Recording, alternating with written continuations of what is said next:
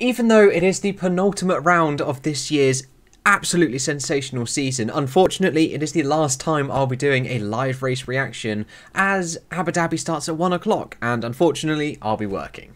Whereas it is currently 23 minutes past 5, we've got 7 minutes left until lights out and I am really excited but equally a touch nervous after having seen some of the incidents in F2. We could be in for a dramatic race, I could feel. Oh, they've got a little countdown timer for the formation lap. 3, 2, 1, ding. Formation lap begins. It is now 5:30, bang on the dot. Formation lap is underway. Lights on. There's 3, there's 4, there is 5. Lights out and away we go. It's a fairly even start for everybody. Maybe Verstappen a little bit better than Bottas. Maybe even Verstappen bad start. Perez nearly punted Verstappen just then. Leclerc is past... Oh! Close. I was fairly sure I just squeaked in all of that. I don't think there's actually been any positional changes. There has been nothing. Perez so nearly locked up and went into the back of Max Verstappen. So very near. But the two Mercedes have gone at the minute. It's pretty much line astern from when we started in qualifying. Oh, Tsunoda round Alonso.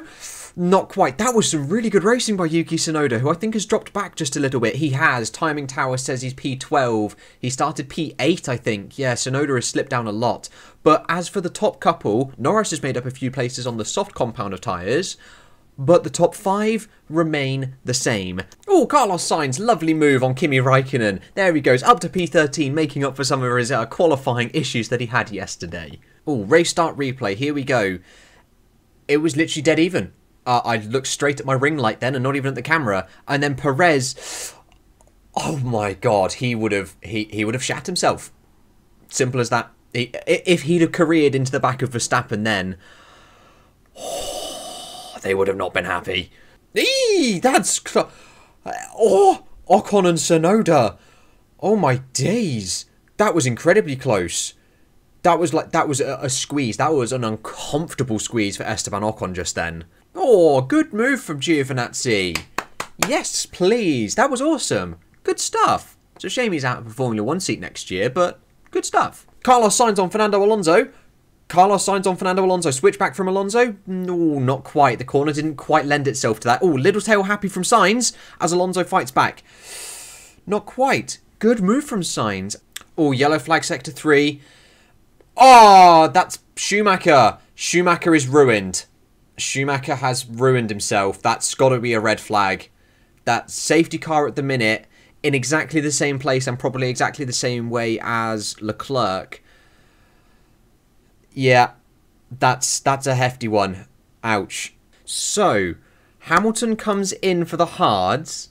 Verstappen stays out on his medium. So now Verstappen has track position. This could be spicy. This could be interesting. This could throw a little spanner in the works. So Perez has gone onto the hard compound of tyres as well. Bottas has come in? Or has Bottas stayed out? I think they double stacked. Mercedes successfully double stacked after their nightmare in Sakhir a year ago. Red flag.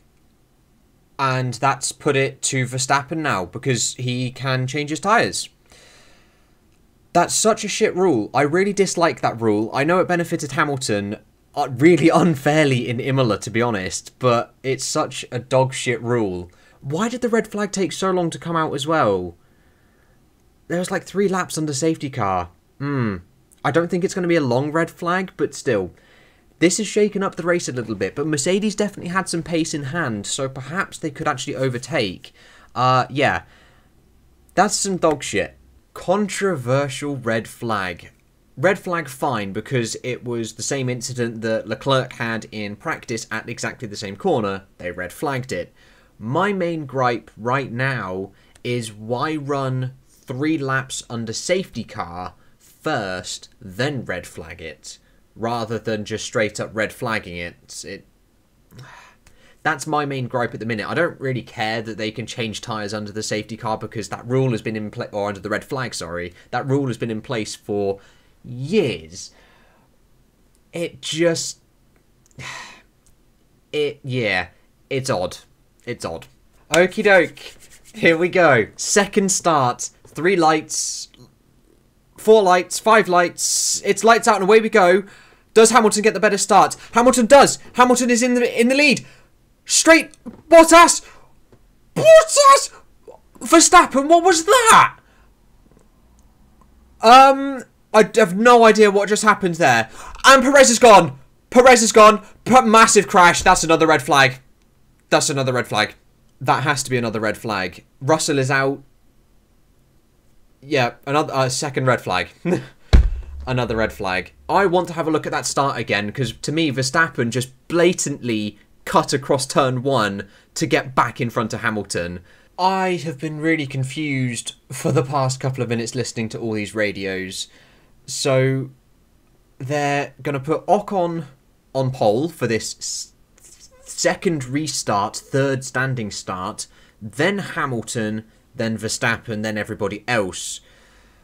I am quite very confused at this as to why there's been like offer dealings rather than it just straight up being referred to the stewards. Yeah.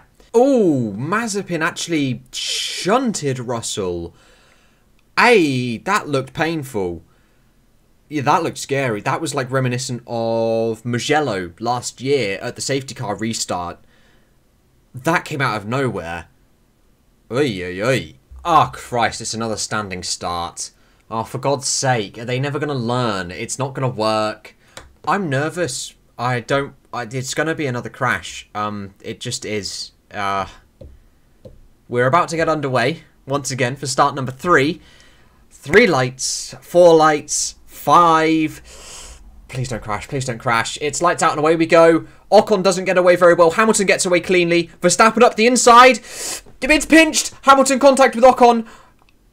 Okay, I'm not sure what happened. I think Hamilton had contact with Ocon. Verstappen is through. Verstappen is cleanly into the lead this time. But I think Hamilton had contact with Ocon as he got pinched. Verstappen got the much better start as cars are going off. There was no accidents. Good stuff. We can chill for a bit.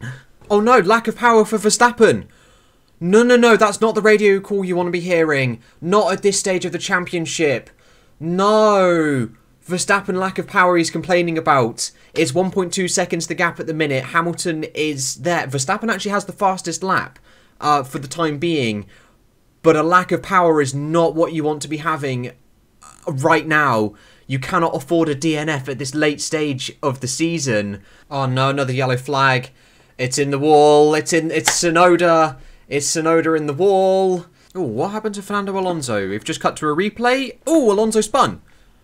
Alonso spun. He kept it out of the wall. Bloody Christ, that was close. My, oh my, that was very close with Fernando Alonso and I don't know who else, but somebody else. But Alonso spun and managed to keep it out of the wall. The gap at the top, 1.2. Hamilton is setting fastest laps after fastest laps, but he can't quite get quick enough in Sector 2. Oh, Raikkonen and Vettel. Ay, that's clumsy. Yeah, that was clumsy from both of them, really. Another VSC. I've just been looking on Twitter currently. Another virtual safety car, as there's an awful lot of debris on the circuit currently. I don't know about you guys, but this has been one of the most confusing, infuriating, bitter, and... Ooh, is spiteful too strong of a word? Spiteful might just be too strong of a word, but it's been one of those races that is just so messy. It's so needlessly messy. Oh, finally, virtual safety car is ending. My God, that's been a really long time. And it doesn't really look like they've done much in terms of the debris. But virtual safety car is done. We are green. It is go time. Once again, there's like 18 laps or so to go. What the? More debris? Where's that come from? Come on, we just had like 5 laps of virtual safety car for debris. Whose car's that fallen off then? Oh, for God's sake, it's another virtual safety car. Ah! Here we go. Lewis Hamilton on Max Verstappen. DRS is going to open up. Verstappen is weaving all over the place. Hamilton in the slipstream of Max Verstappen. Round to the outside. Hamilton on the brakes. Who's going to get there first? Oh! Verstappen is off. Verstappen is off and rejoins the track. Verstappen... Verstappen had to take massive avoiding action. He braked so late just then. I don't know what's going to happen with that, whether it'll actually be looked at or not. So Hamilton moves to outside in DRS. He's alongside. He's half a car length ahead, max. Verstappen then just, again, exactly like the first restart. The first restart, he just cuts the corner. That's so aggressive from Verstappen. Look at that oversteer. Oh, I don't know how to call that. He braked so late again, exactly like the second restart where they then had those offers and the dealings. That's a tough one. That's a really tough one to call. Oh no, they've just crashed! They've just smashed into each other! Hamilton just ran into the back of Verstappen as Verstappen was slowing down to give the position back. They were talking about giving the position back and Hamilton just ran into the back of him. Verstappen slowed down so much and then Hamilton ran into the back.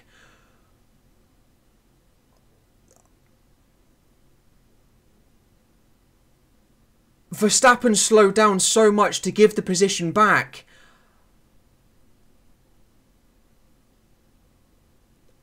And then Hamilton just ran into the back of him. What the fuck was that? I just swore on a video. What was that? That's ridiculous. I've never seen that before in my life. That's ridiculous. Oh, that's a broken pair of bows from Toto Wolff. That's a broken pair of bows right there. That's a broken front wing. Oh, my heart. What's my heart rate? 86? Wow, I'm surprised. This race is ridiculous. This race has just become spiteful and just awful. I don't know how to describe it other than those two words. This race is it's brutal, it's childish, it's ridiculous. So does Verstappen... my brain. So Bono has just got onto the radio to Hamilton. I don't know how recent this message was. It sounds like it was post-touch. But it sounds like Verstappen still has to give the position back to Hamilton for the incident. But Hamilton's got a massively damaged front wing, and Verstappen doesn't seem to be giving up the position. There's 2 seconds between them. They're under investigation for the collision. Is Ocon going to get another Grand Prix victory? What's going on, my brain? So they've now done the switch, but Verstappen is just going to take the place straight back. They did this. What the hell was that? So they let the... What just happened there? I am so confused. So again, Verstappen slowed. Again. Hamilton went past this time, didn't run into the back of him, and then Verstappen just drove straight back past. So, oh, time penalty. 5-second time penalty for Verstappen. 5-second time penalty for Max Verstappen for... I don't know what incident this was. This probably the lap turn 1 incident for leaving the track and gaining an advantage. I am baffled and confused at this race. What is going on? Hamilton is now back past. Hamilton has just got past Verstappen on track. I don't know whether that was a legitimate pass. I don't know whether that was a forced pass.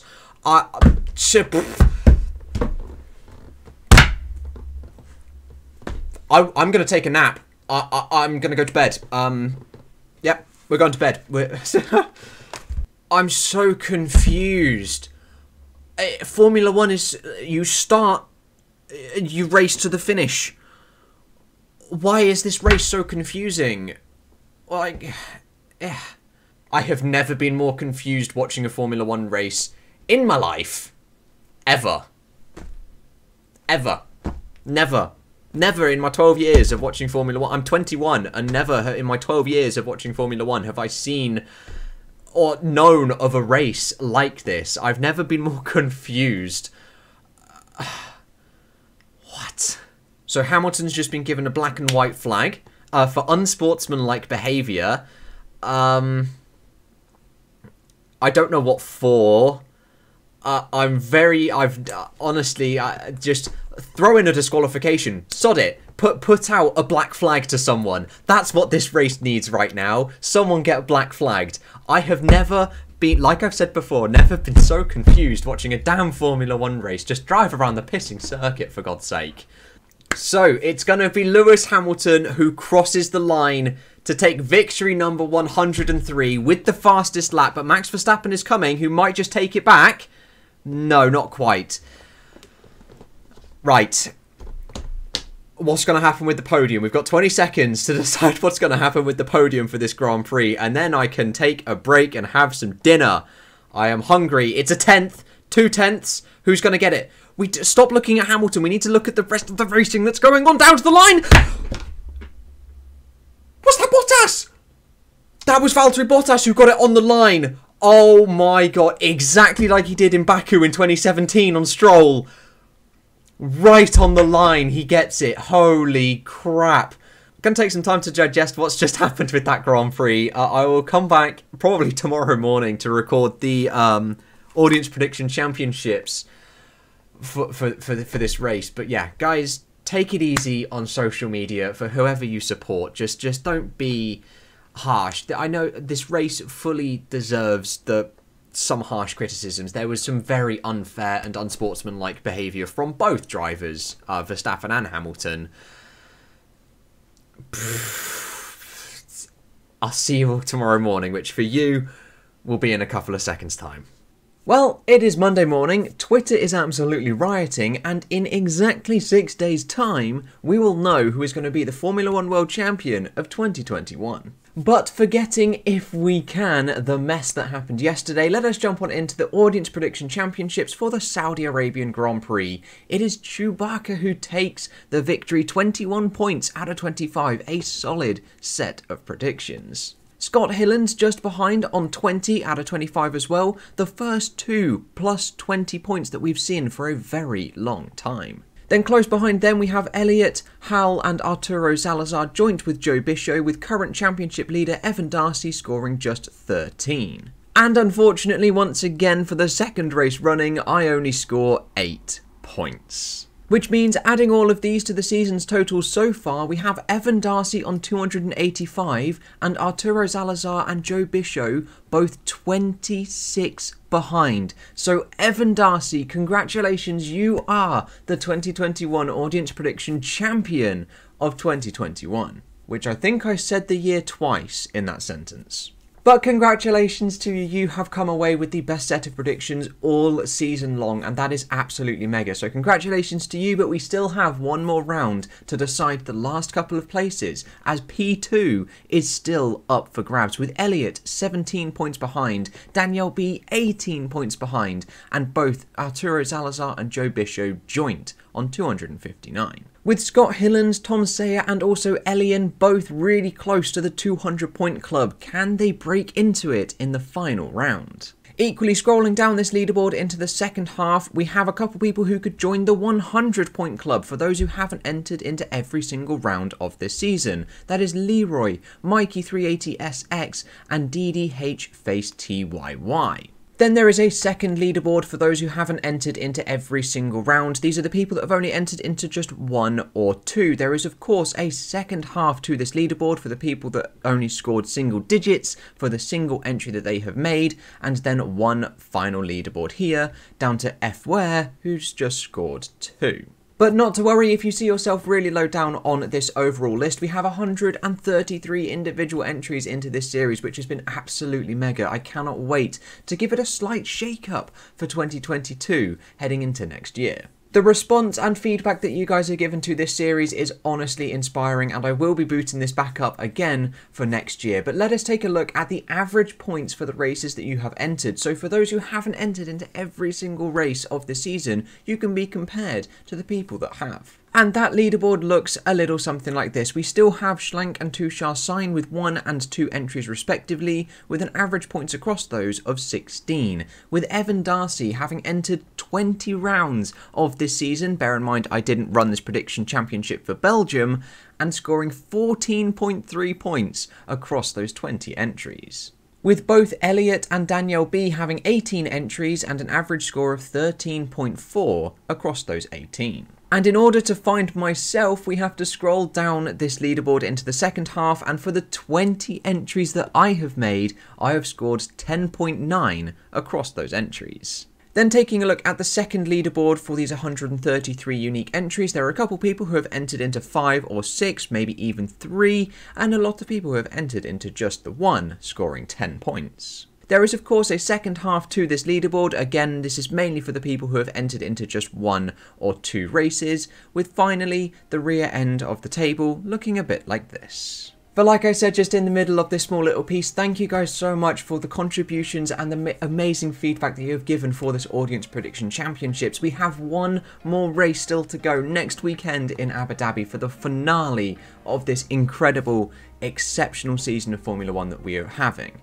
But that is all I've got for you today, guys. I hope you have enjoyed, and I will catch you in the next episode with whatever and whenever I decide to make it. I'll see you guys then.